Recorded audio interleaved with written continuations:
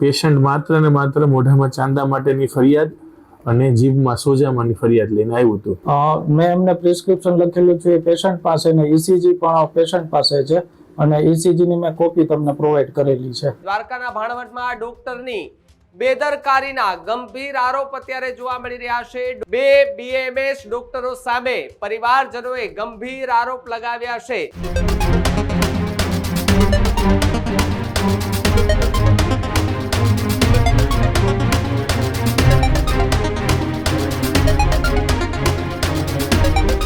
દેવભૂમિ દ્વારકાની કરીએ તો દેવભૂમિ દ્વારકાના ભાણવડમાં બે ડોક્ટર પર પરિવારજનોએ ગંભીર આરોપ લગાવ્યો હોવાની વાત સામે આવી રહી છે। દ્વારકાના ભાણવડમાં ડોક્ટરની બેદરકારીના ગંભીર આરોપ અત્યારે જોવા મળી રહ્યા છે। ડોક્ટરની બેદરકારીના કારણે 16 વર્ષના યુવકનું મોત થયું હોવાના પણ સમાચાર જે છે તે મળી રહ્યા છે।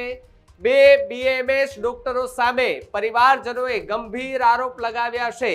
બીજી તરફ જો વાત કરવામાં આવે તો ડોક્ટરોના લીધે યુવકનું મોત થયું હોવાનો પરિવારજનો છે તેમણે આ ગંભીર આરોપ લગાવતા અત્યારે ચકચાર મચી ગઈ છે।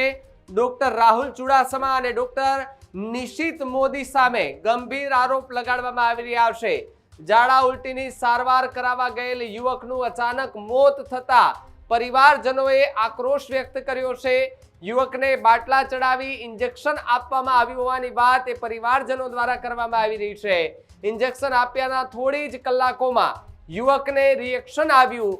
રિએક્શન આવ્યા બાદ ડોક્ટરે અન્ય દવા આપી અને સારવાર શરૂ કરી દેવામાં આવી હતી। ત્યારબાદ એમને વધુ તબિયત લથડતા જામનગર લઈ જવા માટે સલાહ જે છે તે ડોક્ટરે આપી હતી। જો કે જામનગર પહોંચે એ પહેલા જ અધવચ્ચે રસ્તામાં યુવકે એ મોતને વાલું કર્યું છે, મોતને ભેટ્યો છે। ત્યારે એ ડોક્ટર પર ગંભીર આરોપો અત્યારે લગાડવામાં આવી રહ્યા છે કે ડોક્ટરે જે ઇન્જેક્શન આપ્યું છે તેના કારણે એ યુવકની તબિયત વધારે બગડી હતી અને જેના જ કારણે એ યુવકનું મોત થયું છે। પરિવારજનો કે જેમણે એ બંને ડોક્ટર પર ગંભીર આરોપો લગાવતા એ મીડિયા સમક્ષ એમણે પ્રતિક્રિયા પણ આપી છે। ત્યારે યુવકના પરિવારજનોએ કેવા આરોપ લગાવ્યા અને શું કહ્યું ડોક્ટરને લઈને આવો એમને પેલા સાંભળીએ। મારું નામ અમીરભાઈ પરબતભાઈ કનારા। અમે અમારા ભત્રીજાને 8 તારીખે ભાણવડ ચુડાસમા રાહુલ સાહેબને ત્યાં લઈને ગયા હતા। એને દવા આપી અને અમે આવ્યા પાછા। પછી એને 4 વાગે ને તો મોઢામાં ચાંદા અને મોઢામાં હોજો આવી ગયો તો પાછા ગયા તો એને બાટલો ચડાવી અને મોકલી દીધા। પછી રાત્રે પાછા ગયા તો રાત્રે હોસ્પિટલ છે નહીં એવું કહી અને અમને મોકલી દીધા। પછી રાત્રે બીજા એક ડૉક્ટર મોદી સાહેબને ત્યાં જઈ અને બાટલો ચડાવ્યો। પછી બીજા દિવસે 9 તારીખે પાછા એને આવવાનું કીધું। 9 તારીખે અમે ગયા તો એને બાટલો ચડાવી અને મોકલી દીધા। પછી 10 તારીખે અમે ગયા તો છોકરાનું ત્યાં ઉગી અને જોયું તો હાથને કાળા પડી ગયા હતા। પછી છોકરાનું એમ કીધું તમે જામનગર તાત્કાલિક લઈ જાઓ તો જામનગર માટે કંઈ સુવિધા હતી ને એને કંઈ કરી ના આપી।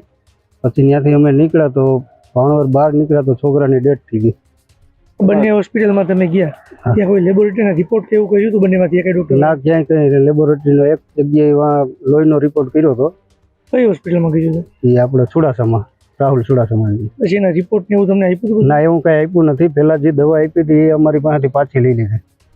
અને ECG કેવું કઈ કર્યું હતું? કાર્ડિયોગ્રામ કેવું કાઢ્યું હતું? હા, એક પટ્ટી કાઢી હતી એ ના એ રાહુલ સાહેબની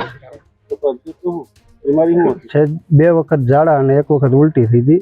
નોર્મલ હતું, એવું કંઈ બીમારી હતી નહીં। બંને હોસ્પિટલમાં બાટલાના ઇન્જેક્શનો આપેલા હતા? હા, બંનેમાં બાટલાના ઇન્જેક્શન આપેલા હતા। પ્રાથમિક તમે જે પહેલે દિવસે સારવાર લીધી એ કઈ હોસ્પિટલમાં લીધી હતી? હોસ્પિટલનું નામ ખબર નથી પણ ડૉક્ટર સાહેબ રાહુલ ચુડાસમા। અને પછી બીજી વખત તમે ગયા ત્યાં? એ નિશંત મોદી। તો જે રીતે પરિવારજનો કે જેમણે ગંભીર આરોપો ડોક્ટર સામે લગાવ્યા છે, તપાસ કરતા બંને ડોક્ટર ફક્ત BAMS ડિગ્રી ધરાવતા હોવાનો પણ ખુલાસો જે છે તે અત્યારે થઈ રહ્યો છે।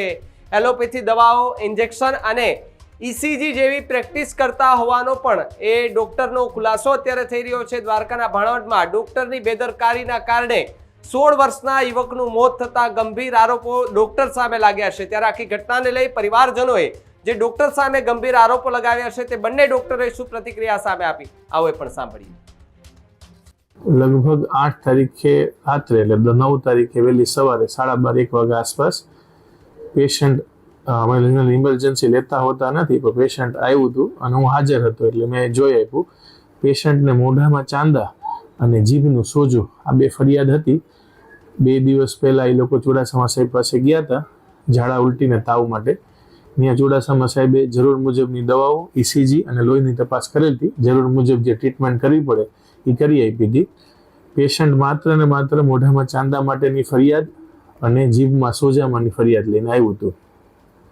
ત્યારે મેં રાહત થવા માટે એક ઇન્જેક્શન એવિલ અને ઇન્જેક્શન ડાયના પર પેશન્ટને ઇન્ટ્રામસ્ક્યુલર આપી દીધું હતું. પછી પેશન્ટને કીધું આપણે સવારે ઇન્વેસ્ટિગેશન કરીને જોશું આ બાબતે આગળ શું કરી શકાય. બીજે દિવસે સવારે પેશન્ટ જ્યારે મારી પાસે આવ્યું રિપોર્ટ તપાસ કરતાં જણાયું કે સફેદ કણ જે ટોટલ કણ કહેવાય TC કહેવાય એ લગભગ 27,000 હતા અને CRP હાઈ હતું.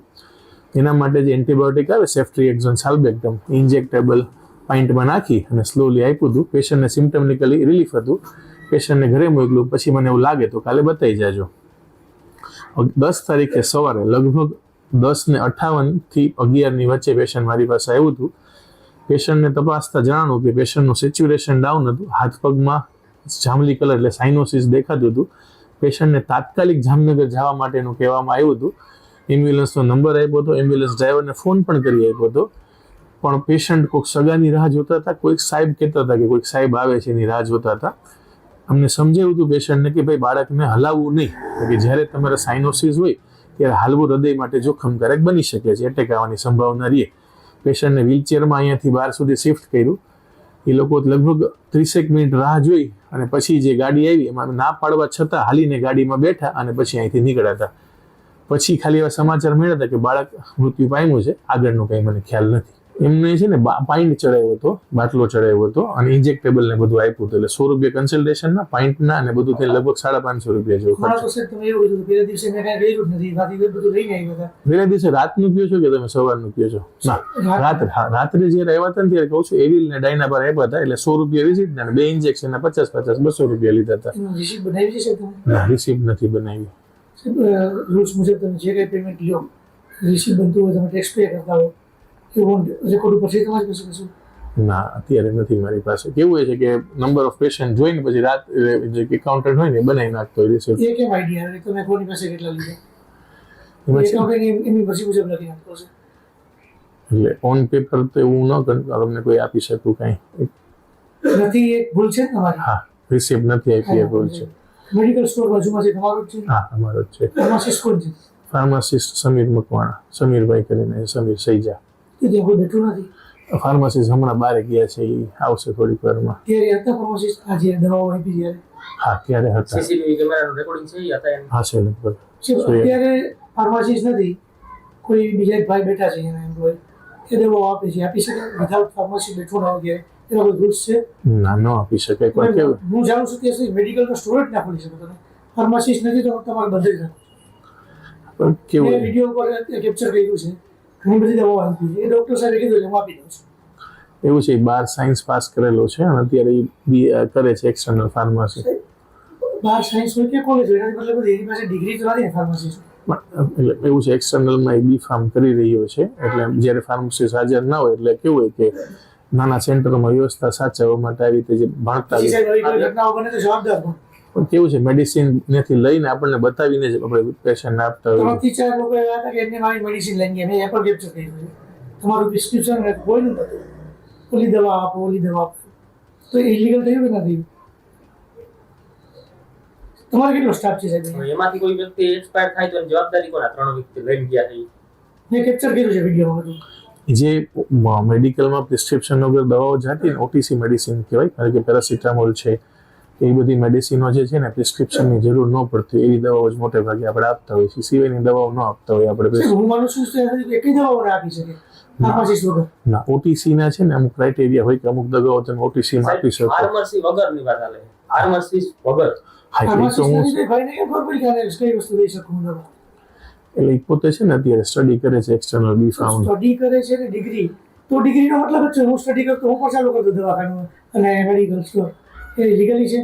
ના, એ તો નથી. સર તમારે કેટલો સ્ટાફ છે મારી પાસે 4 જણા છે. શું શું ક્વોલિફિકેશન એક એસઆઈ કરેલો છે, 2 એસઆઈ કરેલા છે, બાકી બધા કેવું છે નામ લખે છે એ બેન એને માટે એજ્યુકેશન છે 12 પાસ છે, બીજો એક કમ્પાઉન્ડર છે એ 12 પાસ છે. શું શું તમે સુવિધાઓ આપો છો હોસ્પિટલમાં અત્યારે? નેબ્યુલાઇઝર, પછી ઇસીજી કાઢવું, એક્સરે પાડવો, બરોબર છે, અને બસ આઈપી ડે કેર કરીએ છીએ. આઈપીડી આપણે કરતા નથી. રાત્રે સવારે 10:30 11 હું આવું છું, બપોરે 2 વાગે જતો આવું છું, 4:30 વાગે પાછો 4:30 5 આવું છું, રાત્રે લગભગ 9 વાગે ઘરે જાય, પછી 12 વાગ્યા સુધી કોઈ પેશન્ટ હોય તો આપણે જોઈ આપતા કેટલા હોય. બેડની હોસ્પિટલ છે? 6 બેડ. મારું નામ ડૉક્ટર રાહુલ ચુડાસમા છે. મેં BMS કરેલું છે. અને 7 તારીખે અજયભાઈ કનારા કરીને સીવા ગામના પેશન્ટ સવારે ઇમરજન્સીમાં 7:10 11:30 વાગે આવ્યા હતા.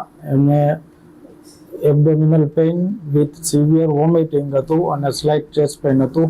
એટલે એઝ એ ઇમરજન્સી મેં એમનું ઇમરજન્સી ટ્રીટમેન્ટ માટે પહેલાં એમનો ECG કર્યું, બીપીને એ ચેક કર્યું, થોડું હાઇપોટેન્શન હતું, એમને બ્લડ પ્રેશર લો હતું, ECG નોર્મલ હતો. એટલે ડિહાઇડ્રેશનના કારણે મેં એમને એક RL-250 અને વોમિટ બંધ કરવા માટે પેન્ટોપ્રાઝોલ અને ઓન્ડેનસેન્ટ્રોનની ટ્રીટમેન્ટ આપેલી, અને ઓરલી એમને રેબેપ્રાઝોલ ડોમપેરિડોમ અને ઓન્ડેનસેન્ટ્રોન વોમિટ માટે SOS આપેલી. પછી એ પેશન્ટ બીજે દિવસે પાછું મોઢામાં અલ્સરેશન માટેની કમ્પ્લેન લઈને આવ્યું હતું કે થોડા અલ્સર છે, તો એમને મલ્ટીવિટામિન અને લોકલ એપ્લિકેશન માટેની જેલ અમે લોકોએ પ્રોવાઈડ કરેલી હતી. પછી પેશન્ટ મારી પાસે આવ્યું નથી. સાહેબ, પેશન્ટ પહેલી વખત જે રહ્યું છે તમે એમને એડમિટ કર્યું? હા, એમને ઇમરજન્સીમાં ટ્રીટમેન્ટ માટે મેં એને 1 કલાક અહીંયા રાખેલા હતા, અને એમને RL ડિહાઇડ્રેશન હતું, 100 જેટલું પ્રેશર હતું, 100/70, એટલે ડિહાઇડ્રેશન માટે એક RL પાઇન્ટ આપેલો હતો અને પેન્ટોપ્રાઝોલ ઓન્ડેનસેન્ટ્રોન ઇન્જેક્શન આપેલું હતું. સર, તમે જે એમને દવા આપેલી છે, ટ્રીટમેન્ટ કરી છે, એનો ઓફિશિયલ રેકોર્ડ તમારી પાસે અત્યારે છે? મેં એમને પ્રિસ્ક્રિપ્શન લખેલું છે એ પેશન્ટ પાસે, ને ECG પણ પેશન્ટ પાસે છે, અને ECG ની મેં કોપી તમને પ્રોવાઈડ કરેલી છે. સાહેબ, આ પેશન્ટની પરિવારજનોને એવો આક્ષેપ છે કે તમે બેદરકારી ભર્યું કામ કર્યું અને એ જે પેશન્ટ હતું રિએક્શન આવ્યું એના હિસાબે એમની મોત થઈ છે, તો શું કહેશો તમે? હવે મારી દ્રષ્ટિએ પેન્ટોપ્રાઝોલ ઓન્ડેનસેન્ટ્રોનનો કે મલ્ટીવિટામિનનો રિએક્શન જે ટેબ્લેટ્સ છે એનું આવું પોસિબલ નથી, પણ છતાંય PM ના રિપોર્ટ આવે અને એમાં જે હશે તે ખ્યાલ આવી જશે. પેશન્ટ પાસેથી તમે કેટલી ફી લીધી? પેશન્ટ પાસેથી અમે ECGના 200 રૂપિયા અને એમને IV ફ્લુઇડ પાઇન્ટ ને ઇન્જેક્શન આપ્યા હતા એના 450, ટોટલ 650 રૂપિયા મેં લીધેલા હતા. એમની કોઈ રિસિપ્ટની નકલ આપની પાસે હશે? ના, મારી પાસે નથી. સર, તમે એન્ટ્રી નથી કરી, પૂછો છો તમે? હા, એટલે મેં એમને પેલી ફીની રિસિપ્ટ નથી આપેલી, એ મારી ભૂલ છે, હું સ્વીકારું. તમારા કોઈ રજિસ્ટરમાં એની એન્ટ્રી છે? રજિસ્ટરમાં પેશન્ટ આવું ઇમરજન્સી હતું એટલે મેં રજિસ્ટરમાં એની એન્ટ્રી OPDની કરતા હોઈએ છીએ. ઇમરજન્સી પેશન્ટને ટ્રીટ કર્યું એની મારી પાસે એન્ટ્રી નથી રજિસ્ટરમાં. તમારું ફાર્મસી પર તમારું જ છે, તો તેમાંથી દવા લીધી રહે તેના પણ એક પણ બિલ નથી, એ બાબતે તમે શું કહેશો? હા, બિલનો જે એક અમારે માણસ હતો જે બિલ બનાવતો, એ ઘણા ટાઈમથી રજા ઉપર છે, અમે એક છોકરો શોધીએ છીએ એટલે નથી બન્યું. એ બાબતે હું તમને સોરી કહું છું કે ફાર્માસિસ્ટ છે મુનેશ્વર ગીરી કરીને છે, એ અત્યારે હાલ પૂરતા અત્યારે નથી. અત્યારે અમારો સ્ટાફનો જ એક વ્યક્તિ બેસે છે. સર, રૂલ્સ એન્ડ રેગ્યુલેશન મુજબ વગર ફાર્માસી છે કોઈ મેડિકલમાં દવા આપી શકે? રૂલ્સ રેગ્યુલેશન પ્રમાણે તો વાત તમારી બરોબર છે કે નો, ફાર્માસિસ્ટ અત્યારે નથી અને અમે બધી દવાઓ ખુદ ચેક કરીએ છીએ પેશન્ટની, પછી જ એમને આપીએ છીએ. આજે મૃત થઈ ગયું છે બાળક, એમને પણ જે દવા આપી ત્યારે પણ ફાર્માસિસ્ટ નથી ત્યાં, તો ફાર્માસિસ્ટ નથી તો મેડિકલની પણ કઈ ભૂલ થઈ શકે? દવા ઓલરેડી ચેક કરેલી હતી અને દવા પ્રોપર હતી. તમારે કેટલા બેડની હોસ્પિટલ છે? મારે છે અત્યારે 12 બેડની હોસ્પિટલ છે. અને શું શું સુવિધાઓ છે? અમારે ઓર્થોપેડિક સર્જન ને પેડિયા ને સ્કિન વાળા આવે છે, એટલા માટે અમારે એક્સરે, ECG અને નેબ્યુલાઇઝરની સુવિધા છે અમારી પાસે. સાહેબ ફાયર સેફ્ટીનું તમારી પાસે એનઓસી અથવા રજિસ્ટ્રેશન આ સર્ટિફિકેટ છે? ફાયર સેફટી માટે અમે લોકોએ સેલ્ફ ડિક્લેરેશન કરીને જ્યારે સીએ નું રજીસ્ટ્રેશન હતું ત્યારે અમે સર્ટિફિકેટ આપ્યું. હવે પરમેનન્ટ સર્ટિફિકેટ માટે અમારે અત્યારે એપ્લાય કરવાનું છે ડિસેમ્બર પહેલા. અત્યારે ટેમ્પરરી ફાયર સેફ્ટી માટેના શું સાધનો છે? ફાયર સેફટી માટેના સિલિન્ડર અમારી પાસે બધા છે. કેટલા સિલિન્ડર છે? 4 સિલિન્ડર છે મારી પાસે. વિડીયોગ્રાફી કરાવી શકશો? હા, 100%. એના રિન્યુઅલ થયેલા છે? હા, રિન્યુઅલ થયેલા છે. અને બીજા તમારા છે કયા કયા ડોક્ટરો બેસે છે?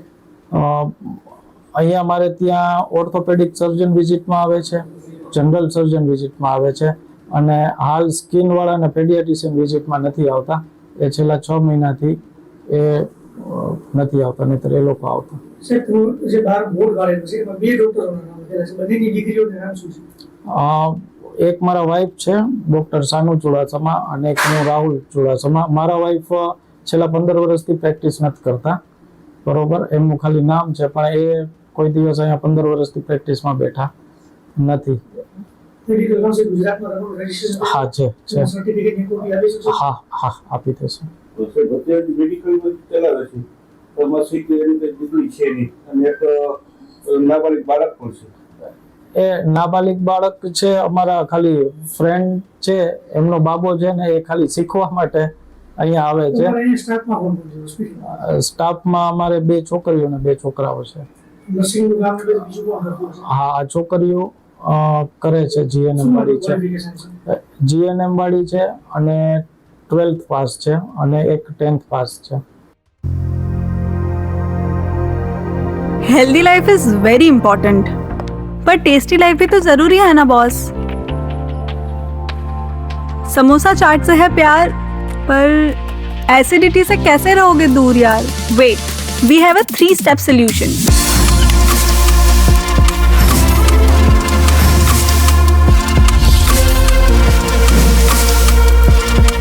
विट्रिशियन ओरल स्ट्रिप, क्योंकि टेस्टी लाइफ भी तो जरूरी है ना बॉस.